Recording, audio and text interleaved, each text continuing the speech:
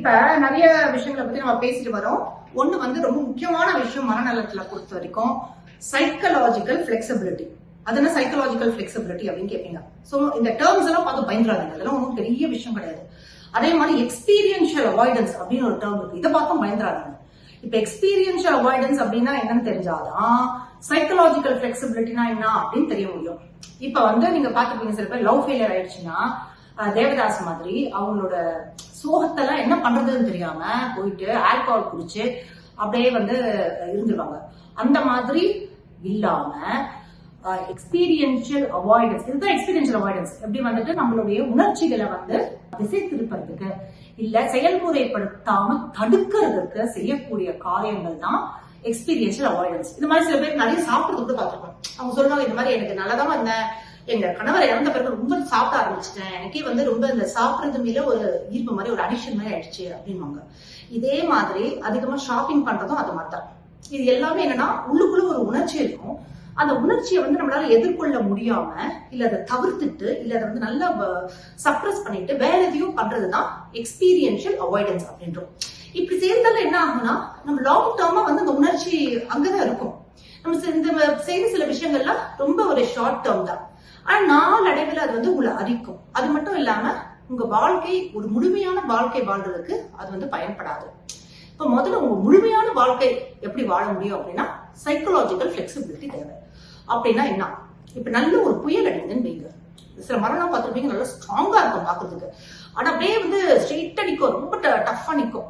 அந்த மாதிரியான மரங்கள் ஈஸியா உடைஞ்சிடலாம். ஆனா சில மரங்கள் பாத்தீங்கன்னா ரொம்பவே வந்துட்டு ரொம்ப ஒல்லியா இருக்கும், அப்படியே ரொம்ப ஒரு மாதிரி மெதுவா இருக்கும். ஆனா அதுக்கு காத்து புயலுக்கு ஏத்த மாதிரி ஆடிக்கிட்டே இருக்கும். அப்படி ஆடிக்கிட்டே இருக்கக்கூடிய மரங்கள் அந்த புயல் வந்தாலும் தாங்கக்கூடிய அளவுக்கு பிளெக்சிபிளா இருக்கிறதால அந்த புயலையும் தாங்கும் சக்தி வாய்ந்ததா இருக்கு. சோ இப்படிதான் நம்ம மனசையும் சைக்கலாஜிக்கல் பிளெக்சிபிலிட்டியா கொண்டு வந்தோம்னா நம்ம எந்த வகையான அழுத்தமா இருந்தாலும் வாழ்க்கையில ஈஸியா எதிர்கொள்ள முடியும். இப்ப ஒரு உதாரணத்துக்கு சொல்றேன். இப்ப ஒருத்தவங்க இருக்காங்க, அவங்க பிசினஸ் ஆரம்பிச்சு ரொம்ப ஆசைப்படுறாங்க, ஒரு லேடி. ஆனா எல்லாரும் வந்து சொல்றாங்க, ஐயோ பிசினஸ் ஆரம்பிக்கவே முடியாது, அதுதான் இவ்வளவு போட்டி இருக்கு, இவ்வளவு காசு தேவை, உன்னால முடியாது, ஒரு டைம் இருக்கா, முதல்ல குழந்தைங்களை பார்த்து அப்படி இப்படின்றாங்க. உடனே அவங்க என்ன சொல்ல, சரி ஓகே நம்ம தான் முடியாது போல இருக்கு அப்படின்னு விட்டுட்டாங்கன்னா அவங்களுடைய லாங் டேர்ம் பிளான், அவங்களுடைய லாங் டேர்ம் ஆசை அப்படின்றது அவங்க ஒரு பிசினஸ் உமன் ஆகணும்ன்றது, அந்த லாங் டேர்ம் ஆசையே வந்து உடஞ்சு சீரழிஞ்சிருது. அவங்களுடைய பர்பஸ் இன் லைஃபே வந்துட்டு பாதிக்கப்படுது.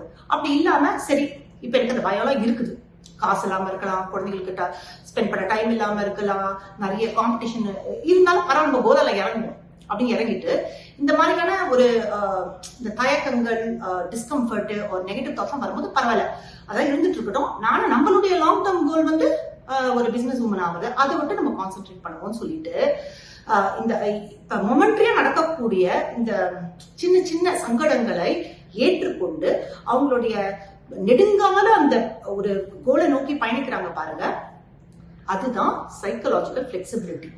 ஸோ இந்த சைக்கலாஜிக்கல் பிளெக்சிபிலிட்டி எப்படி நீங்க கொண்டு வந்தீங்கன்னா உங்க வாழ்க்கை ரியலா அர்த்தமுள்ளதாகவும் மாறும், உங்களுடைய குறிக்கோளுக்கு ஏத்த மாதிரி அலைண்டா உங்க வாழ்க்கை வந்து போகும்.